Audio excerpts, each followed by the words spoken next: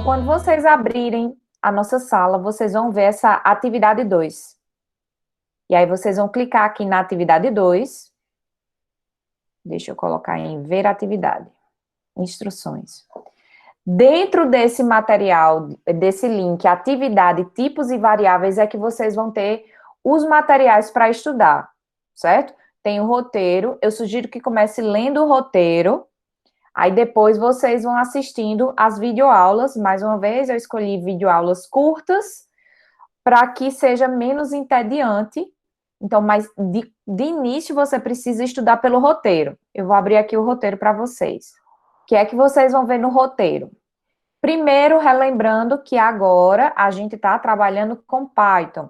Os comandos, eles são em inglês, a linguagem é diferente, a sintaxe, ou seja, se tem vírgula, se tem parênteses, se tem ponto e vírgula, é totalmente diferente do que a gente viu lá no Visual G, certo?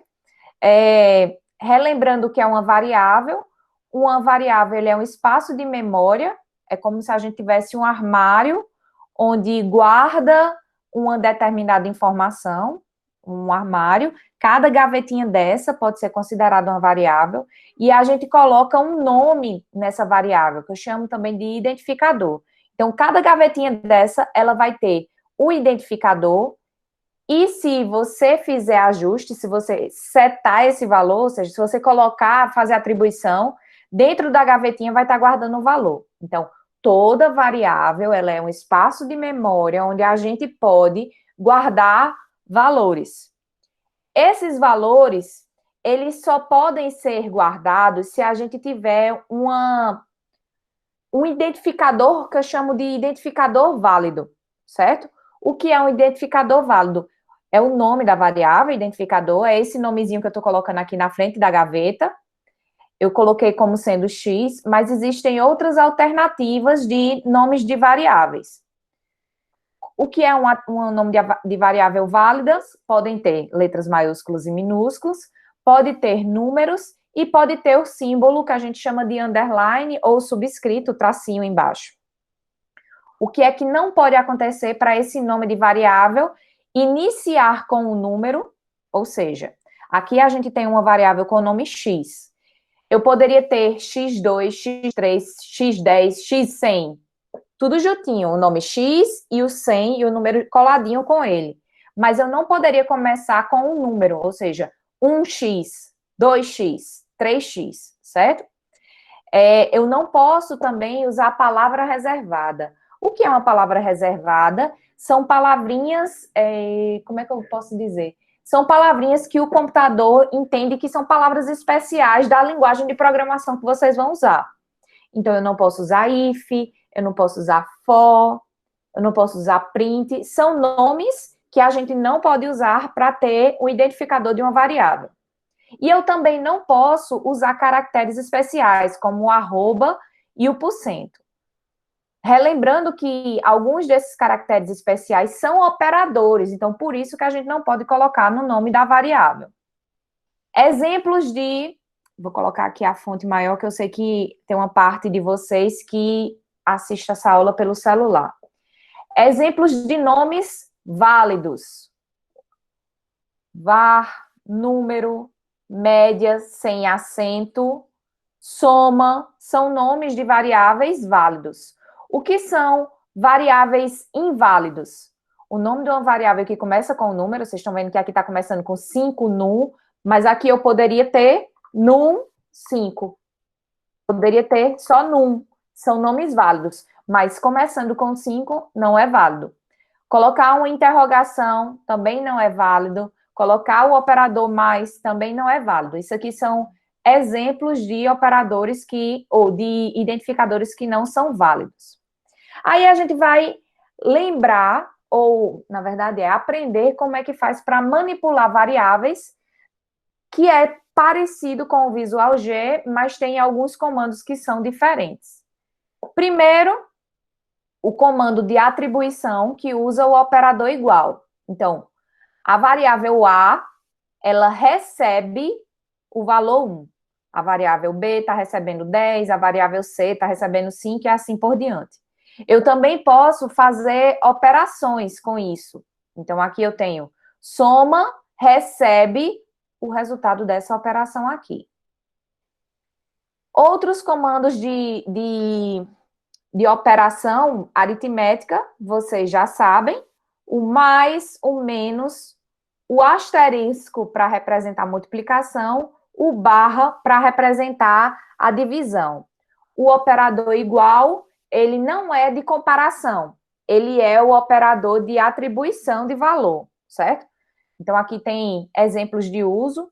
Eu coloquei a primeira linha com uma variável e coloquei as outras linhas com números. Esses números poderiam ser também variáveis, tá? Eu posso fazer x mais 1, x vezes 2, x dividido por 2. Então, esses operadores eu tanto faço com números, como também posso fazer com variáveis. Porque, lembra aqui no começo, quando eu disse, olha, alguns desses operadores, eles são usados... Cadê? Esse operador aqui. Alguns desses operadores, eles são usados para algumas operações e por isso que a gente não pode colocar como identificador. Para eu saber o resto da divisão de um número, eu vou usar o operador por cento. Isso é importante vocês lembrarem, porque existem questões que eu coloco para vocês calcularem a porcentagem. Quanto é 10% de 72? Então, vocês vão ter que calcular, e o operador não é desse de porcentagem, porque esse operador de porcentagem calcula outra coisa. 5% 2, ele está perguntando, ele está checando quanto é o resultado da divisão de 5 por 2.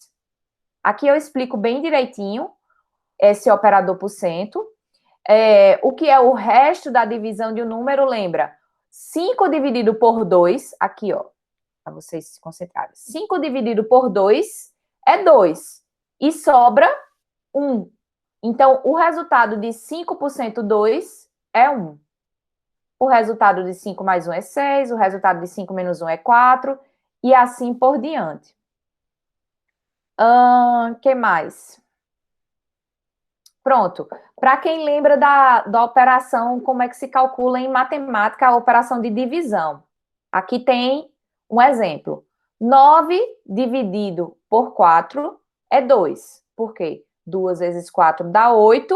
9 menos 8 sobra 1. Então, esse valor, o porcento, é esse valorzinho que está aqui embaixo, tá?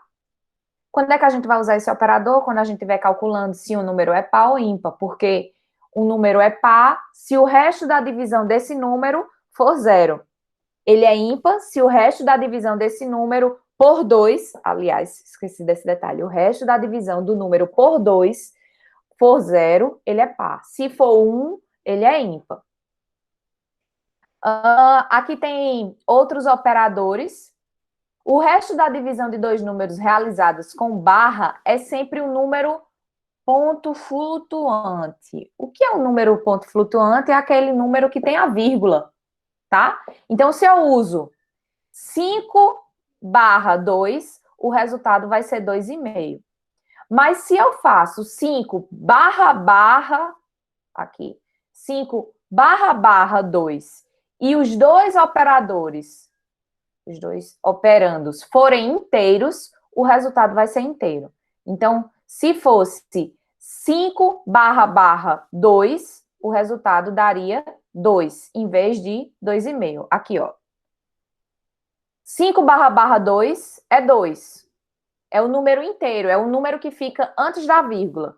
5 dividido por 2, sendo uma barra só, é o resultado com a vírgula, 2,5. Aqui tem outros exemplos. 5.0 dividido por 2 dá 2,5 também, porque a gente está usando o operador barra. Quando eu coloco barra, é só a parte inteira. Existe ainda outro operador, que é o asterisco.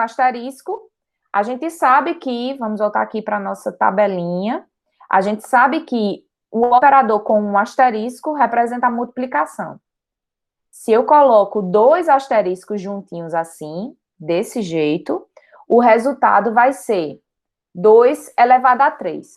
Para quem está esquecido de matemática, 2 elevado a 3 é igual a 2 vezes 2 vezes 2. Ou seja, 2 vezes 2 vezes 2. Em relação aos tipos de dados que a gente tem em Python, nós temos o int, que ele é aquele número que a gente chama de número inteiro. É um número que não tem vírgula, mas ele pode ter o sinal de negativo. Então, 10, 11, 12, 13, 14, menos 50, menos 200, menos 2, 0, são números inteiros. Float, que é o chamado ponto flutuante, são os números que têm vírgula, certo? Mas para o Python, o ponto é que aparece no lugar da vírgula. Então, fiquem atentos quando aparecer 2.41, 42, não é 2000 e sei lá o quê, 2000 nada. Tá mais do que 2000 aí. Dá 24.000, se tivesse o ponto nesse lugar aqui. Porque isso aqui é como se fosse 2,4142 e aqui é 3,141592. STR, ou string, é o que a gente chama de cadeia de caracteres, ou seja, texto, certo? A gente pode usar, isso aí a gente lembra lá do Visual G, a gente pode usar aspas, a gente, na verdade, deve usar aspas para representar que esse valor aqui é uma string ou uma cadeia de caracteres. Mas a gente pode usar aspas simples e aspas duplas, tá? Ainda existem outros tipos, como booleanos, bytes, listas, tuplas, conjuntos, dicionários, que a gente vai estudando e vai conhecendo ao longo do curso. A gente não precisa dizer o tipo da variável quando a gente vai criar uma variável. A gente só usa x igual ao valor que ela tem, e aí dentro dele, dentro do Python, ele entende que esse x aqui é uma variável do tipo inteiro. Se a gente usa x igual a aspas, alô, fecha aspas, dentro dele ele entende que naquela gavetinha a gente está guardando um valor de string porque está entre aspas. Esse é o assunto da próxima atividade. Essa atividade, ela tem 1, 2, 3, 4, 5, 7, 8. 8 questões de marcar, e aí você tem 2 questões que vocês vão precisar pensar um pouquinho mais usando os comandos de Python. Então, aqui, ó, primeiro, você vai criar uma variável e guardar seu nome nela. Aqui você vai colocar a resposta, por exemplo, nome igual a o nome da variável, certo? Aqui, vocês vão ter que criar um programinha, e aí lembra dos comandos que a gente viu. Deixa eu voltar aqui para a atividade 1, que explica no roteiro 1 aquele comando de Python, que é o escreva, que a gente aprendeu, que é o escreva de antes. Vocês estão vendo aqui, né? Print. Então, vocês vão usar o que vocês aprenderam de operadores, de criar variáveis, e o print para criar um programa utilizando comandos em Python para calcular o valor de delta, considerando que A igual a 2, B igual a 5 e C igual a 10. Vocês vão criar esse programinha baseado nessa fórmula para imprimir o valor de delta. Vocês vão criar um programa e vão adicionar o arquivo aqui.